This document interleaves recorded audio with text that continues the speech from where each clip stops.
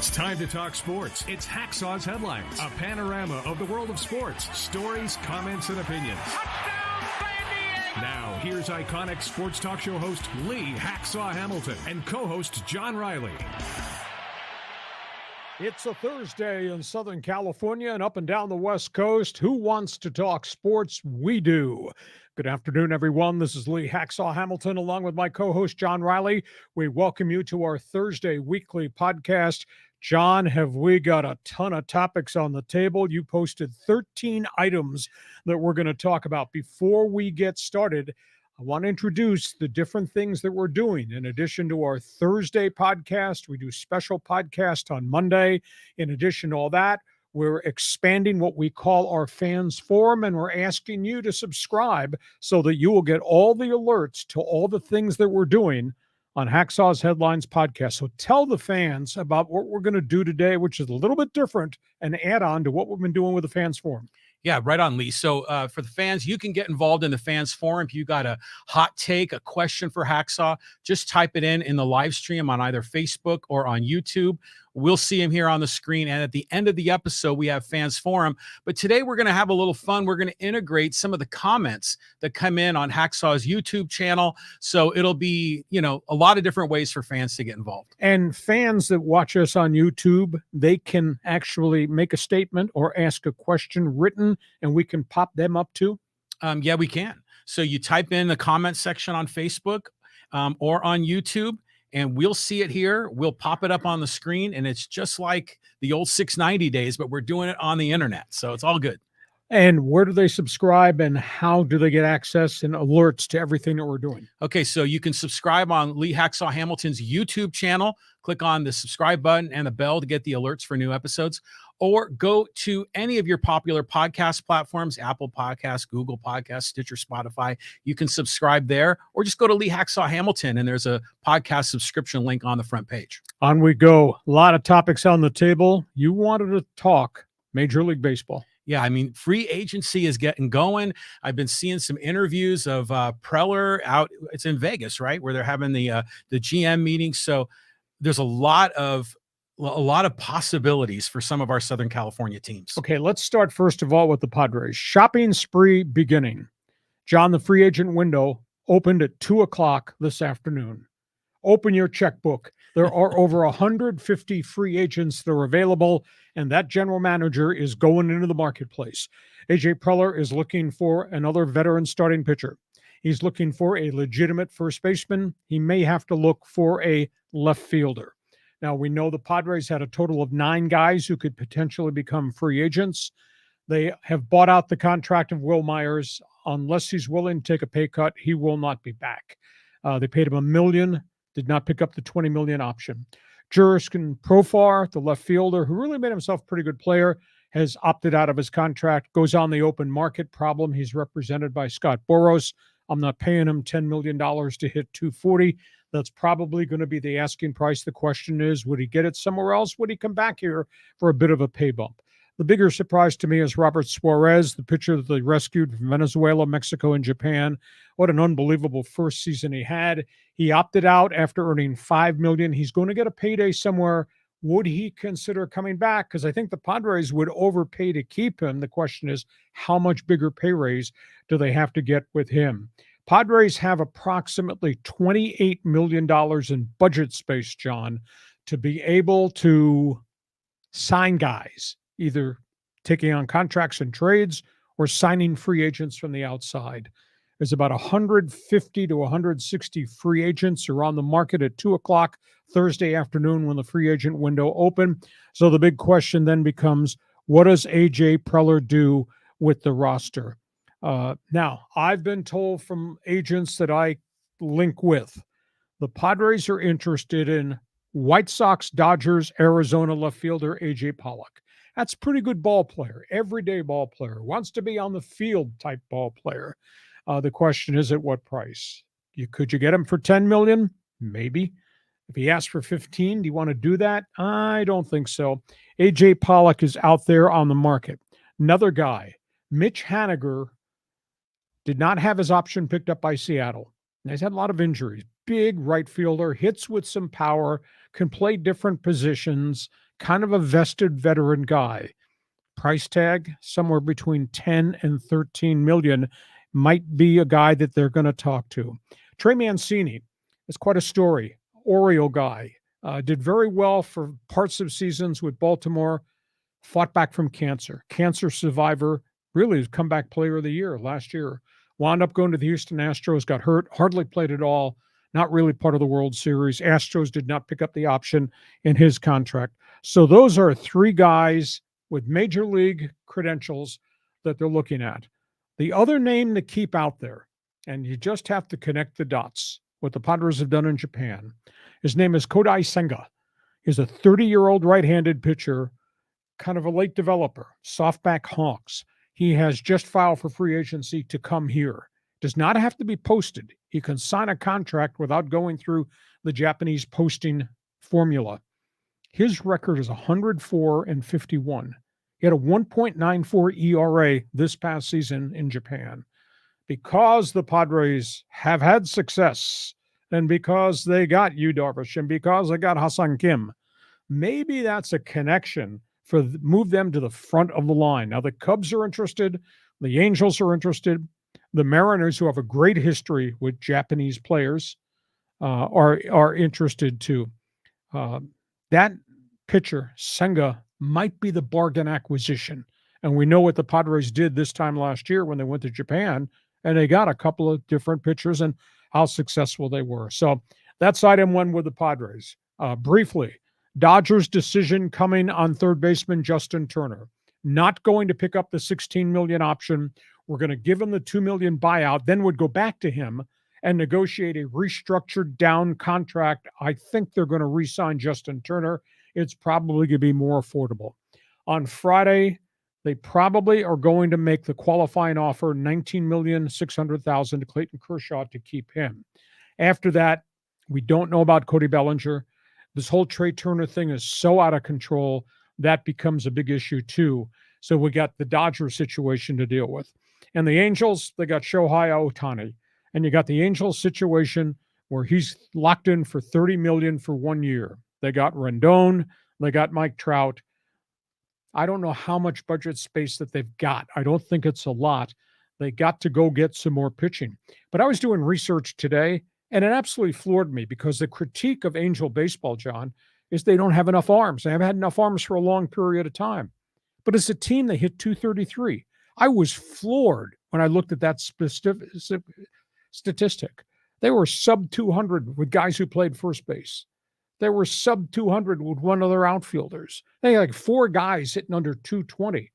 So the question is, do the Angels need to go get pitching, or do they need to go get another established ball player, and at what price? So, John, there's an awful lot to talk about, starting with the Padres, spinning down to the Dodgers, and filtering out to the Angels. Yeah, so I didn't know this about Pollock. That's an interesting idea.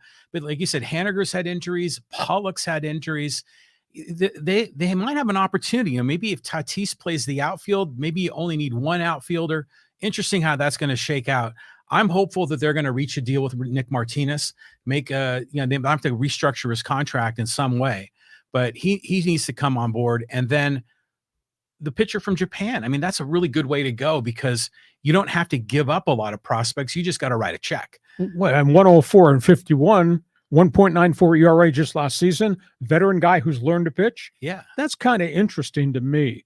And of course, the wild card in this whole equation is they could still bring back Mike Clevenger at an affordable price. As you raised the point a couple of weeks ago on our podcast, there's still something inside that Mike Clevenger that makes you believe if they can get him healthy, he can be what he was in Cleveland. And John, he was 41-26 with the then Cleveland Indians before he had all the problems with the elbow and then the knee problem and the elbow again.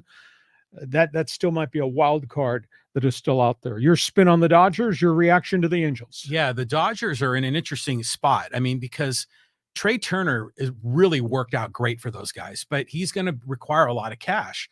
But like you said before, there's a lot of shortstops on the market, so they have a lot of different options. Yeah, Bellinger, dude needs a change of scenery. Re-signing Clayton Kershaw makes a lot of sense. The big question is if they're going to sign Aaron Judge. And then that kind of throws everything off in their roster. And when we talked about Mookie maybe even playing second base if Judge comes on board, or does Judge end up going to the Giants? And then there's a lot of possibilities there, but I think it has to start with the Judge transaction. The Angels, geez, it's hopeless. I mean, they've got 3 great guys. The rest of the roster is pretty shaky. Their team is for sale.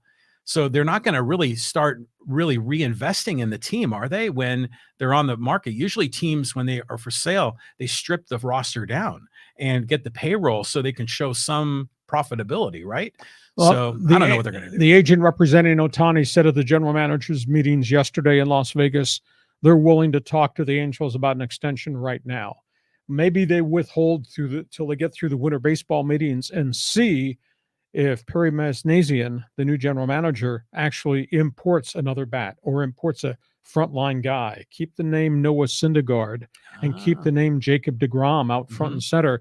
If they could add one of those guys, if they could get deGrom, that would make a huge change for the Angels, and maybe you start looking at them a little bit differently. And like I said, I was stunned to see they had a 233 team batting average. It did hit home runs.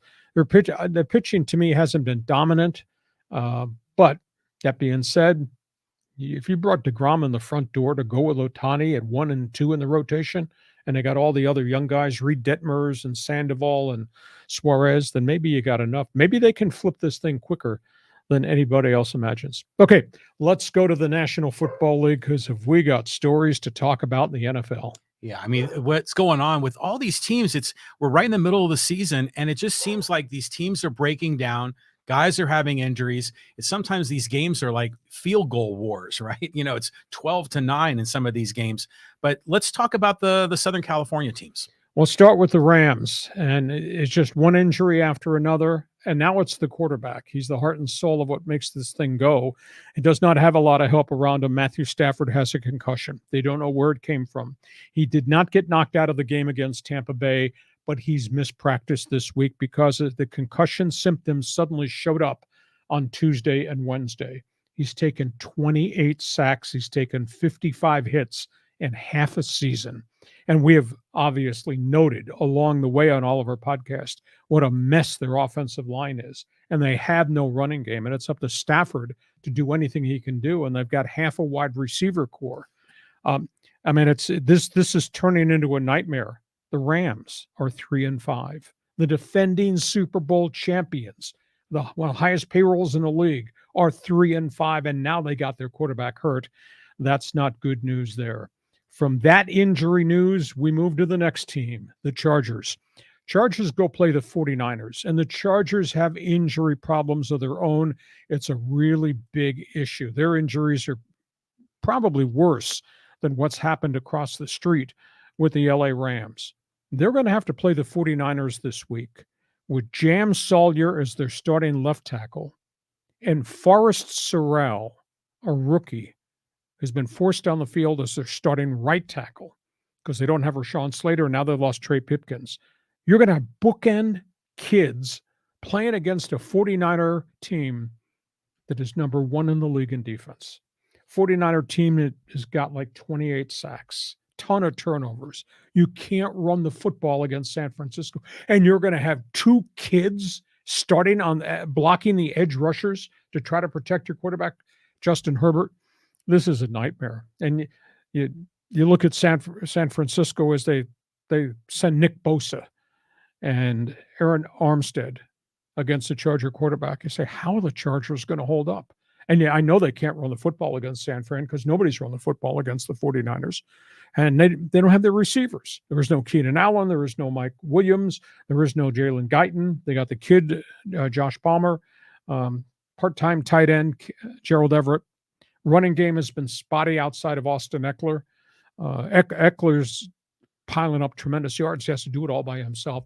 The injury thing has just decimated the Chargers. I wrote a midseason report card on my website, LeeHacksawHamilton.com today, that I posted. I gave the Chargers a letter grade of C for the whole season, for the first half of the season. Gave them a 2.4 grade point average for a team that was supposed to be maybe in the AFC Championship game. Yeah, we had high hopes. Oh, John, they're an absolute mess. So we got that storyline to talk about. Let's talk about the other favorite team on the West Coast, the Las Vegas Raiders. This is a mess. We're talking about Josh McDaniels. His record now as a head coach is 13-24. He's got a quarterback who's got a career record of 57-70 now in Derek Carr. They spent all this money on Davante Adams, and half the games, they don't get the ball to Davante Adams. And today, they just put their tight end Darren Waller on IR with a hamstring. They put Hunter Renfrow, who was last year's star wide receiver, on IR. He's got concussion problems. They're just a disaster. And Josh McDaniels' team, John, in 3 games this season, has had leads of 17-0, 17-0, and 24-0, and lost all the games. And they just released number 1 draft pick John Abram, the safety out of LSU, who had been there 3 years and had done virtually nothing, couldn't stay on the field. That's 4 number 1 picks from the John Gruden era that this new front office in Las Vegas has gotten rid of. So they're an absolute disaster. And the last topic on the table on the NFL, the Indianapolis Colts. 2 weeks ago, we talked about that guy, Jim Irsay, the owner, and his outspoken condemnation of Daniel Snyder. Now everybody's condemning Jim Irsay. He fired his head coach, Frank Reich, in the wake of a really ragged start offensively. Last week, they demoted the starting quarterback and ordered Matt Ryan off the field. Then they fired the offensive coordinator. And to top the week off in Indianapolis, they went out and hired an interim coach, legendary player, very popular offensive center for a decade plus with the Colts, Jeff Saturday. No coaching experience, hired him from outside the circle, did not promote from within, did not promote longtime NFL coach and former head coach Gus Bradley. They went outside the circle. Jim Irsay has taken so much heat right now for his impulsive decisions as an owner. Frank Reich, I've been told, is going to the Philadelphia Eagles to be a consultant. You know, he's a bright light guy. They've had so many injuries in Indy, and the way they treated Matt Ryan was so second class. And now to fire the coach and then fire his offensive coordinator on top of it after you ordered the coach to bench Matt Ryan. What a disaster Indianapolis has become. They become kind of the laughing stock of what's gone on around the NFL. A year and a half ago, everybody thought, oh, this team's building towards being an AFC power. So you got the Rams, you got the Chargers, you got the Raiders, and you got the Colts. John, it's your turn. Okay. Well, I mean, the stuff with Irsay, it reminds me of like George Steinbrenner or Charlie O'Finley. Yeah. I mean, just a meddling owner, just causing chaos. And you can't run an organization when you have an owner that's doing that. But, you know, I look at the other teams and yeah, a lot of injuries, a lot of challenges. A lot of people still think the 49ers have a shot to go to the Super Bowl. And I think, what are they, 4-4 right now? 4-4, and they've beaten the Rams twice. Yeah. Already. Not going to play the Rams again. So, you know, they got some, blue skies ahead of them.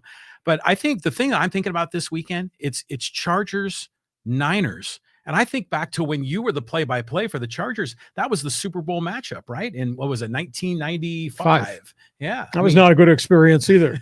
That was the 6-touchdown Sunday for Steve Young, the quarterback. But Chargers, 49ers. This injury thing with Stafford, this might be the thing that collapses the tent in Los Angeles. And I just don't know how Justin Herbert survives what's ahead of him, because when they get done playing the 49ers, they still got a load of games against big boys. They got to go to Arizona. They got to play some of the other really tough teams. They got a game against Tua in Miami. They got to play another game against Patrick Mahomes in Kansas City. I mean, the teeth of the Chargers' schedule is right in front of them, and they got all these guys hurt. And I just don't think Justin Herbert can do this by himself with the roster the way it's now constructed. Yeah, I mean, it's incredible what is going on with that team, because in our preseason forecasts of the NFL, we had the Chargers as one of the bright lights in the AFC, and their light is really dimming. And there's so many other great teams in the AFC, but the NFC generally seems kind of down this year, don't you think? Well, you got Philadelphia, and they're really good, but the other beasts in the East are obviously Buffalo, if Josh Allen is healthy, and Tua in Miami. I made reference to the Chargers schedule. Look at this. At San Francisco, then Kansas City, then at Arizona with Kyler Murray, then at the Raiders, who are always angry, and then Tua Miami. That's the second half of the Chargers schedule. Ouch. Yeah, that's running the gauntlet. College football. All right, here we go. Yeah, so we've talked so much about the Aztecs and all the amazing things that are going on with that team, both good, bad, and ugly. But the SEC is like, they're not this dominant conference like they used to be, right? I mean, some of the leaders are starting to fall off. Number one, Tennessee got beat. Alabama got beat again. Clemson got beat again. Those guys are probably out of the college football playoffs. You know, the burning question is what's happened there in Tuscaloosa? Because Nick Saban has owned college football for such an extended period of time. I think there's a bunch of things in play. I think the landscape has changed in college football, John, because of the transfer portal. I think that's a huge piece of the equation. Bama's not getting a ton of transfers. Clemson's not getting a ton of transfers. Those guys are going to all these other schools that are suddenly ranked in the top 10. And then Bama's got injury problems. They got the last year's Heisman Trophy winner, Bryce Young, is throwing for 350 a game, can't run the ball, do not pass block very well. Young is running for his life. Secondary is absolute mess. It's just not the same Alabama football. And Clemson's quarterbacks have just not been the same since Deshaun Watson went to the NFL, and therefore they're not the same program. And neither of those teams are getting transfers. I mean, you look at the polls after what those guys used to be. Georgia's Georgia because they've recruited really well. They don't have a ton of transfers either, but they're playing tremendous defense, and they've got a very good quarterback, Stetson Bennett. Ohio State and Michigan are typical Big Ten big boys. But then, you look after that, USC, transfer route, UCLA, transfer route and healthy. Oregon, their starting quarterback was at Auburn, and Bo Nix is doing an unbelievable job. So we've got 4 weeks left in the regular season in college football, and probably 3 of the top 6 teams that were in the rankings, see ya, they're gone. So there's going to be some new people in postseason play. And I guess I kind of like that because I was tired of seeing Nick Saban. And I was really tired of seeing Dabo Swinney and Clemson. So we're going to have some new blood there. But I think the lack of transfers and the injuries, and I think a side part of this is all the guys that have gone to the NFL from Alabama and Georgia, I think have changed the landscape of what was the upper echelon. Now, there'll be some changes because Ohio State's still got to play Michigan. And TCU, which has come out of nowhere, has to go to Austin to play the Texas Longhorns this weekend. So somebody in the upper echelon, 2 or 3, is going to falter. TCU, if they get beat at Texas, they could falter, and they'd fall out of the mix. We could have 2 Pac-12 teams in the Final Four of college football. Who would have thunk, right? Yeah. I mean, at the beginning of the year, we were kind of counting out the Pac-12. But what's interesting to me is that the college football playoff system always seems to kind of keep a bar stool warm for Nick Saban. They'll lose a game, but they seem to always find their way in there. So I'm with you. I'd like to see some new blood. Frankly, I'd like to see the playoff expanded to 8 teams, maybe even 16 teams. Well, they're going to 12. That's 12. What's being negotiated right now. But it's very complicated because it impacts all the bowls, and that's another topic for another day. All right, that's our take on what's gone on in football. Before we start shooting three-point shots, John, tell the people how they can subscribe to get access to our Thursday podcast and get alerts when we also do special things during the week.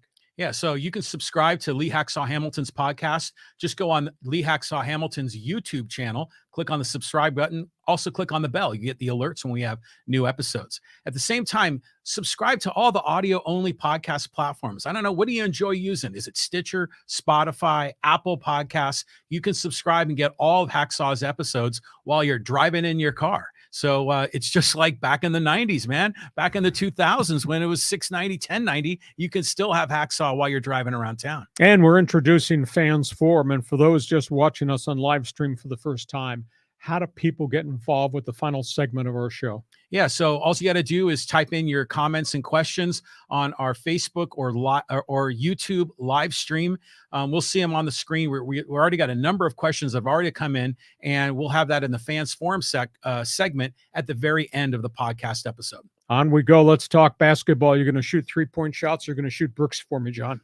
Well, I watched some of the game last night, here with the Lakers and the Clippers, and I saw Steve Ballmer there on the sidelines cheering his guys on. But the Lakers are it's like a sad story that's sort of unfolding there. They how many games have they won? Maybe 2. to start the season. And then the Clippers are having their own struggles. I mean, I was looking forward to this NBA season, but we're not getting off on the right foot. LeBron James was undergoing a CAT scan this afternoon. He went down in the fourth quarter of the loss to the Clippers on Wednesday night with a groin injury. You know, a couple of years ago, he really had a severe groin injury. This comes on the heels of the foot problems that he's had. He's a one-man gang. He had 30 points last night, limping off the floor. They're just not a complete basketball team. Don't play much defense at all. It's a real struggle. And Darvin Ham has just been so vocally tough on these guys that I am going to change the culture of this team and you're going to change with it. Or if you don't play defense, you're not going to play for me. And he said a lot of really harsh things in the guys' faces. So we'll see if this response rallies this team together or they're going to flat fall apart. They're 2-9. They are a disaster. And the other guy, Kawhi Leonard, this is not good. He's now missed 9 straight games. This is after 16 months of rehab for the significant torn ACL in his knee. I hate to say that maybe his skills have eroded. You know, there's only 200,000 miles on tread on those wheels. And now he's had 2 real major injuries and he's struggling coming back from this one. And there's no time frame for when he comes back to practice, which then means there's no time frame for when he actually gets back on the floor and can play in an NBA game. Clippers do have a pretty good team. Clippers have a really good coach, Tyronn Lue, who seems to know how to push the right button. So that's a big issue there. From that, let's talk college basketball. Start of the season. These guys are loaded. That guy, Brian Dutcher, you know what his record is, John? 120-40 at San Diego State. Gets no national recognition. They get no respect. They won 34 games when Kawhi Leonard was there. Then we had the COVID season where they went 30-2 and there was no NCAA tournament. I look at this roster, the blend, the cross-section of talent, all the veterans who came back, led by Nathan Mensah and Matt Bradley for the extra year, the role players, what he got with transfer, the portal that brought them the kid from TCU, the high-scoring guard from Seattle University. They look like they have every box checked. We might be looking at a 30-win season for San Diego State. Next game is against BYU, this weekend affair. Then they go to the Maui Classic. They're big. They're athletic. They're in your face with their defense. And Darian Trammell can stroke the 3 from outside, which is not what they've had in the last year or so. This looks like a tremendous team to me. And one other basketball note, this is just a horrific story to which there is no ending. We're talking about Brittany Griner. She is in the midst of serving a 9-year prison sentence for bringing marijuana vapes into Russia. She has now been transferred from prison and sent to a penal colony. Can you imagine the culture shock for her? A basketball star living a great life in this country who went abroad to play in the offseason, making over $1 million a year. She's working in a factory in a penal colony in Russia, making uniforms for soldiers that are fighting in Ukraine. Can you imagine what she is having to bear up and deal with emotionally as to what mistakes she might have made doing what she did, what she's become, a political prisoner, and now where she is in a penal colony, knitting together uniforms for soldiers trying to kill people who live in Ukraine? My goodness, just awful. Yeah, I mean, we talked about her a few weeks ago, how she is a political prisoner, and we're hoping that, you know, the powers that be can negotiate a prisoner swap. But I'm always just amazed by a lot of the people out there in America. Some of them are just writing her off. They're saying she broke a law. She should know better. It's like, come on, you know, we need to be standing up for our people, our American citizens, and try to get them out of that terrible situation. I think they will. And your response to what I just said about San Diego State, are we looking at a 30-plus win season for the Aztecs? Yeah, it's going to be great. I'm really looking forward to this season. And, you know, I watched the game against Fullerton. They started off a little slow, but man, they kicked it into overdrive in the second half. But the part of the story about this team that is great, I mean, the players are tremendous athletes. They've got great three-point shooting to complement the great defense. But when you came here right before one of our podcasts, right after Media Day, and you had a chance to sit down with some of those players. I mean, these are high character individuals. Oh, you sit there and talk to Nathan Mensah about what's important in his life And it's just not basketball. It's academics. And he's going to get a master's degree within 1 year in a program normally takes 2 years to accomplish. He's been really impressive as an individual and pretty doggone good as a basketball player. I don't know if he's got an NBA career, but he could have a career in Europe. But he came back for the extra year, so he get his master's degree in business administration in addition to blocking shots, playing defense, rebounding, running the floor at San Diego State. I just think that it's so much fun. Let's move on. Let's talk, if you will, about hockey. And we got a couple of other items before we get to the fans forum. Well, I mean, you've got this fabulous Oilers jersey on right now, or long sleeve tee, man. So you need to kick off the hockey segment. They are thanking the trainers of the Tampa Bay Lightning and the Edmonton Oilers for saving this guy, Evander Kane, very controversial left winger. They played Tampa the other night. On his way to deliver a check to the boards, he slipped. He fell backwards. As he fell backwards, a Tampa defenseman who was going for the puck tried to leap over him to get to the puck, and his skate hit Evander Kane's wrist, damaged the artery. Blood was squirting out. A very serious situation right near the Tampa bench. The Tampa Bay Lightning trainers came over the boards immediately, started to administer. The Oiler trainers had to come from across the ice. They put a tourniquet on him. They rushed him to the hospital. They did major surgery. He's going to be gone 4 months. But if this thing had not been responded to as quickly as it did, he could have had something fatal happen to him with the amount of blood that he was losing. Yeah. It was gruesome. I looked at it. I looked at the video one time. That's all I could watch. So he's going to be gone 4 months. And he's a critical piece of the equation to the superstar Connor McDavid. But they saved his life. They probably saved his career. From that, let's talk IndyCar racing for a minute. You know him, Jimmie Johnson, El Cajon, local boy makes good, 7-time NASCAR champion. He left NASCAR to go to IndyCar racing 2 years ago for Chip Ganassi.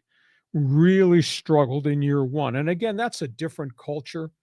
He struggled with the speed. He struggled with handling. First year ran only road courses. Really struggled. This past summer and spring, he ran on the super speedways, and he ran really well, and he ran fast. At the end of the season, he stepped back, decided he was going to leave Chip Ganassi Racing, said that the pressure of trying to learn a new series the last 17 weeks, he said he just couldn't handle it. And even though he had success on the ovals, it just wasn't satisfying. He's going back to NASCAR. Jimmie Johnson has just signed a deal to become part owner of a car that he's going to drive for Richard Petty Racing. So he's going back home. He's also, though, going to be given a window if he wants where he can run the Indy 500 on the super speedway for Chip Ganassi. You know, last spring on Memorial Day weekend, Jimmie Johnson actually, when they were going through pit stops and shuffling, he was in first place for about 5 laps of the Indy 500. He excelled on the super speedways, but the smaller tracks he struggled, and he really struggled on the road courses. So he's gonna do NASCAR for Richard Petty. He's going to do some select races for Indy for Ganassi. He still wants to go through the process of trying to get licensed to run 24-hour Le Mans and the 24 hours Rolex of Daytona because he likes that type of endurance racing. Really interesting guy. And he's going back to NASCAR, which is kind of unique. And one final note. Can't wait. November 21st. I don't know where you're going to be. I know I'm going to be watching World Cup soccer. Mm-hmm. Team USA just released their roster. And a bit of a surprise as to what Greg Berhalter did. It's the second youngest roster in the history of World Cup play, average age 25. They've obviously got Christian Pulisic from Chelsea. He is their anchor. Weston McKennie, the number 2 guy, seems to be totally healthy.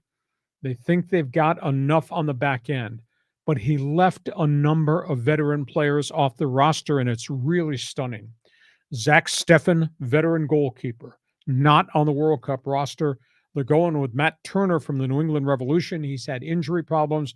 They're going with Evan Horvath, who'd been in the rotation as a backup, and they're going with a young guy by the name of Sean Johnson. Not having Steffen was a surprise.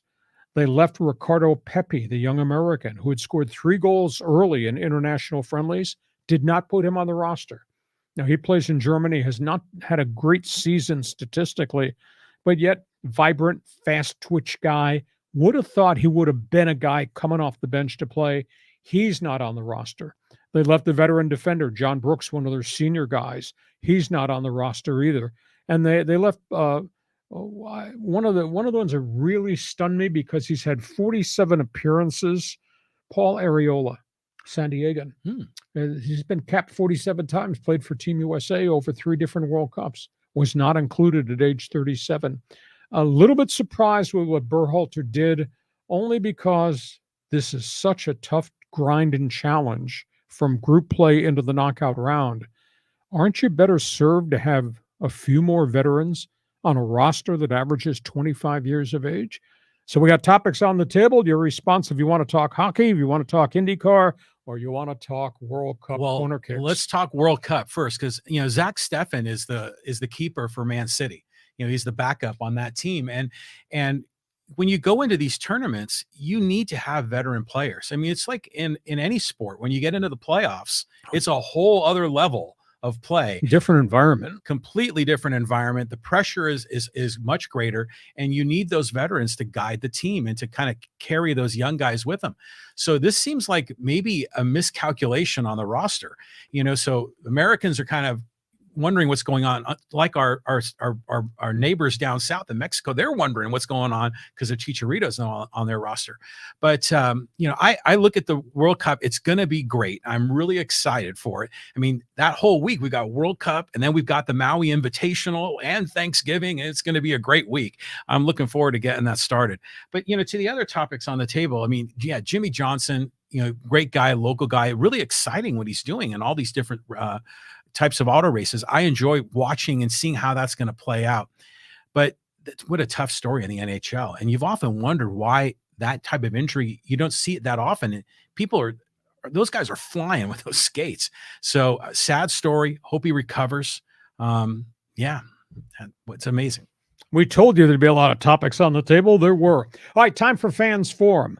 Those of you who watch us on a regular Thursday podcast, you can message us through Facebook and obviously through our other platforms.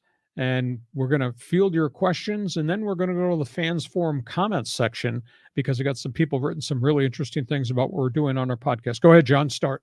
Okay, so this is from Joseph Munoz. He says, just in, the Padres and Suarez have agreed upon a deal. That's very good. They were going to have to overpay, so they probably went from $5 million base to $10 million because he's got multiple years of arbitration. So there's an opportunity for the Padres to lock him down. They were negotiating to try to get Nick Martinez signed to a contract extension. I had been told that one of the things they were going to do, or they might pay bump him up, let him be a starter, but as for him to get in the pay raise, he had to give up the opt-out clauses in years 2, 3, and 4 of the contract that he initially had. So the Padres are active.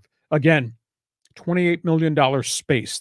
I've been told that's what the budget is for Preller to either use to re-sign guys or to go in the marketplace. So maybe they can get one veteran from the outside, and they've taken care of one or maybe two of their in-house potential free agents.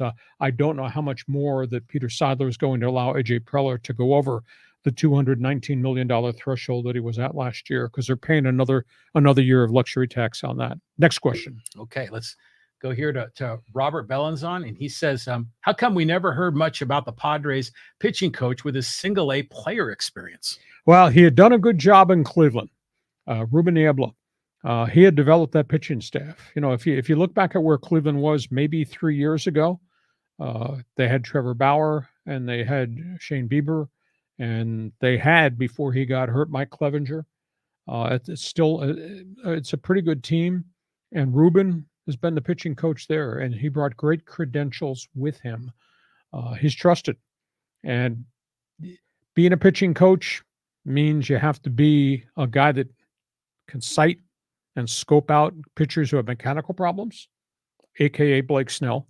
You have to be a psychiatrist to help the young guys who go through real bad stretches, aka Suarez early, Ramirez, who got yanked out of the rotation, the huge challenge with former Padre Mackenzie Gore, the challenge ahead with Ryan Weathers. So he's got a good track record, and I thought he did a pretty decent job, although he had a lot of veteran pitchers to work with.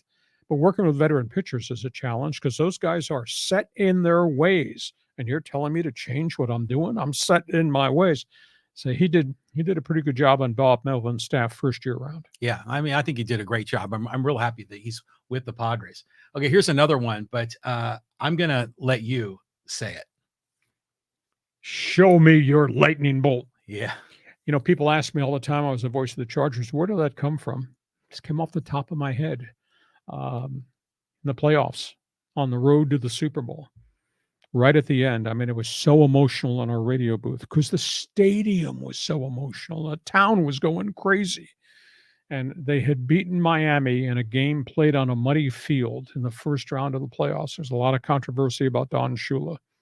And Shula had screwed up the field by driving his golf cart on there during a walkthrough on Saturday. And then it rained more.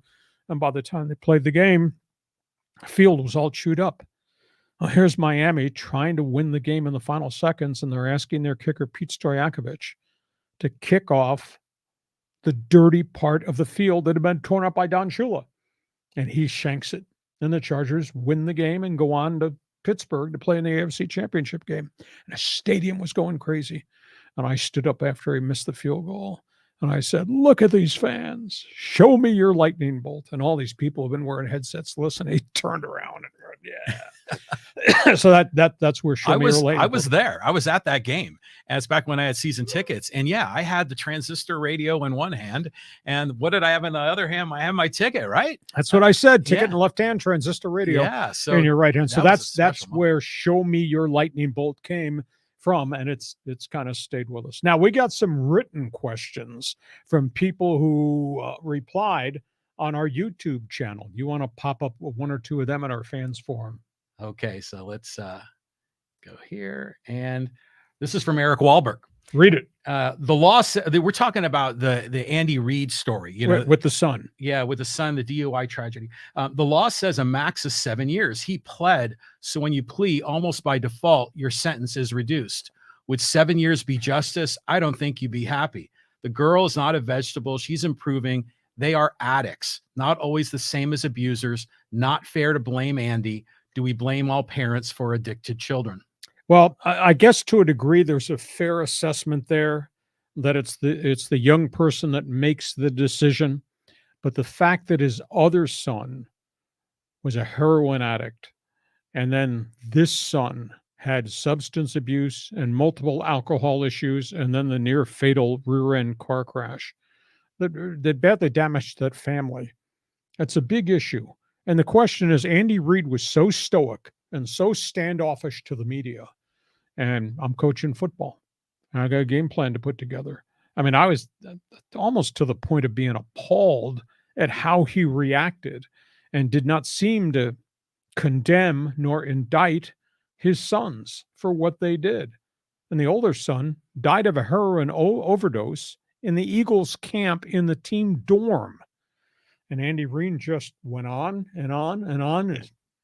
Business of coaching football. Just a great coach? Heck yes. Bright light? For sure. But to handle your family crisis that way as if it's not a big thing, I got a job to do, I don't know. That kind of bothered me. I don't know, John, if you got a different spin, tell me what it is. Yeah, I mean, it was really disappointing how the whole thing went down. It is curious, I mean, about Andy Reid and his two sons and the challenges they've had. Not trying to blame Andy Reid necessarily for the tragedy, but there are just some things that raise an eyebrow. It's DUI is such a serious matter, not just with the NFL and players and coaches, but society-wide.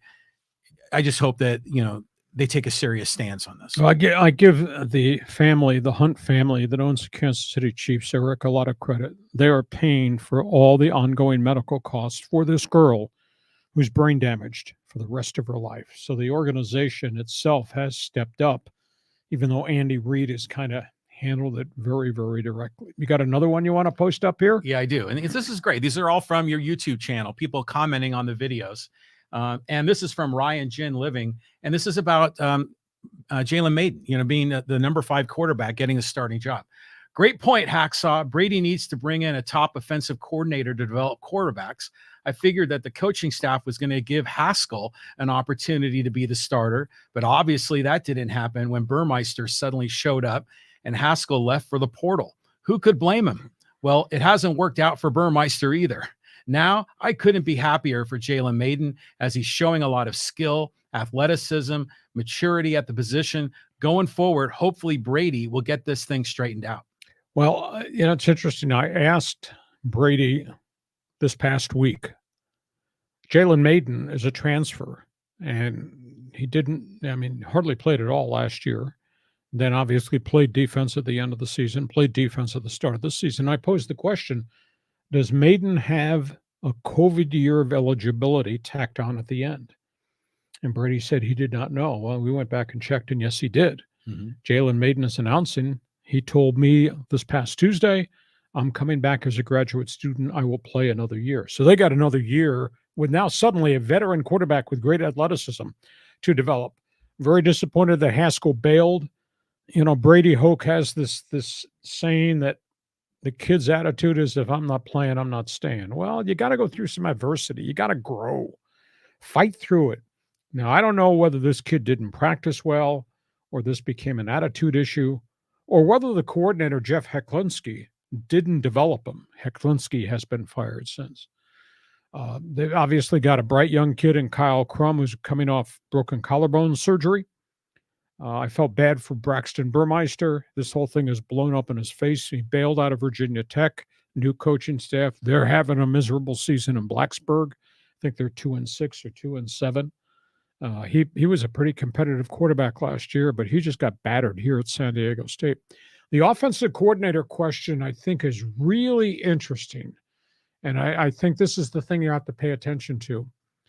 They're having some success with Mayden and Jeff Horton. And Horton is a former coordinator and a former head coach. Do you stay the course with those guys and just not do anything from the outside? Or do you flip the coordinator position if Horton doesn't want the workload? Do you give it to Ryan Lindley, the ex-Aztec quarterback who was just brought in to be a quarterback coach? Bright light, coached at Mississippi State for Mike Leach. Prior to that, coached with the Cleveland Browns for a short period of time.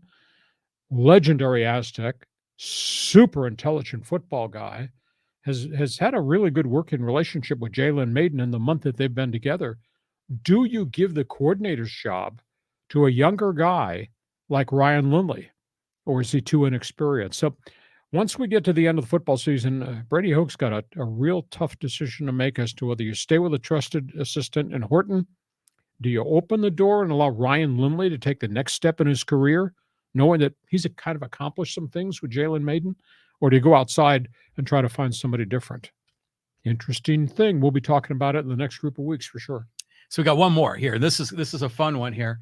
And this is on the YouTube comments from Fat Sal. This is a big fan of you, Hacksaw. He says, "You're still #1 on my book, Lee. A lot of haters out there. You ruled since 690 and still remember you should have been on the air. These others can't match you all.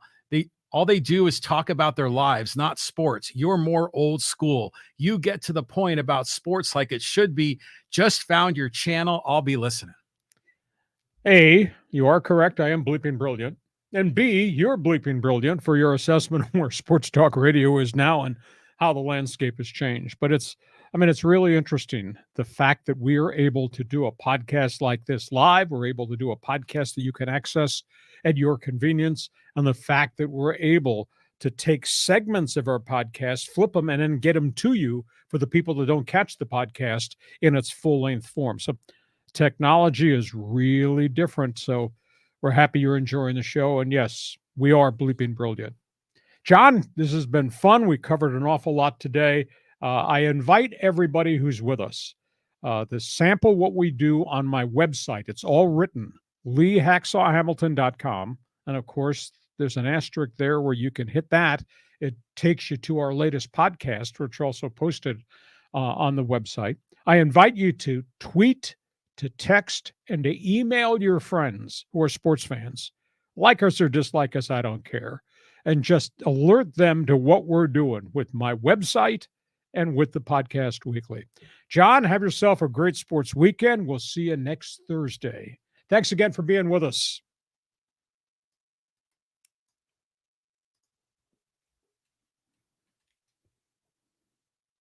Join us again for Hacksaw's Headlines on YouTube, Facebook, and Twitter. And find the audio version on your favorite podcast apps. For more content, go to LeeHacksawHamilton.com.